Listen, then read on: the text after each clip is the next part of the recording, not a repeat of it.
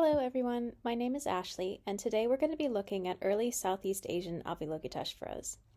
This is a really important topic because early Buddhist art from Southeast Asia often doesn't get enough credit for its artistic originality, as it took on its own identity after Buddhism was introduced to Southeast Asia via the Silk Road from India. Here, I'm going to compare and contrast two sculptures of the Bodhisattva Avalokiteshvara. First, we have Object 1. A large sandstone piece from southern Vietnam from the second half of the early 7th to the early 8th century. This comes slightly after the end of the Funan period, a really crucial era in early Vietnamese art. The piece was excavated a century ago at Tan Long in the Soc Trong province in 1919.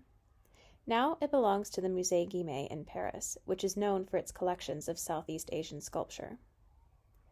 As I discussed in a previous video, the feature that immediately distinguishes the object as an Avalokiteshvara is the Buddha Amitabha sitting in his headdress in a meditative pose.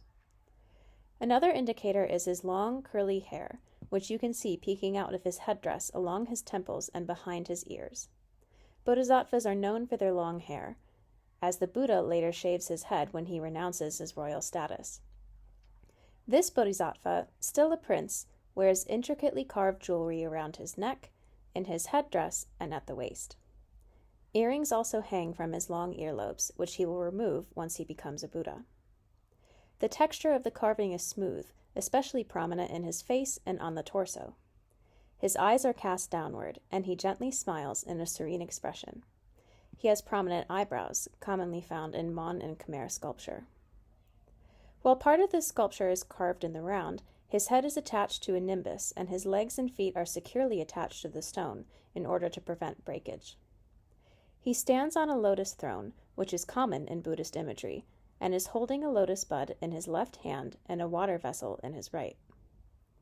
His skirt is carved in a fishtail design that extends well beyond the knee, a characteristic that Zhang Gai, one of the world's leading Southeast Asian art scholars, mentions that the Phnom Da style developed.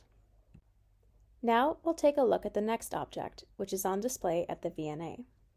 I've chosen this object because it is in the Phnom Da style of Angkor Beret, and was made near the end of or just after the Funan period in the 7th century. While significantly smaller than the first object, at 32.5 centimeters, both objects share many similarities. Object 2 is made of stone, likely also sandstone. This Avalokiteshvara shares a similar headdress with an Amitabha at the top, long earlobes, similar physiognomy, and a serene expression. Both objects possess fishtail skirts that cling to the legs and smoothly carved skin. There are several differences, though, that distinguish the objects after size. The first is condition, as Object 2 is far more damaged, with discoloration, missing limbs, and scratches.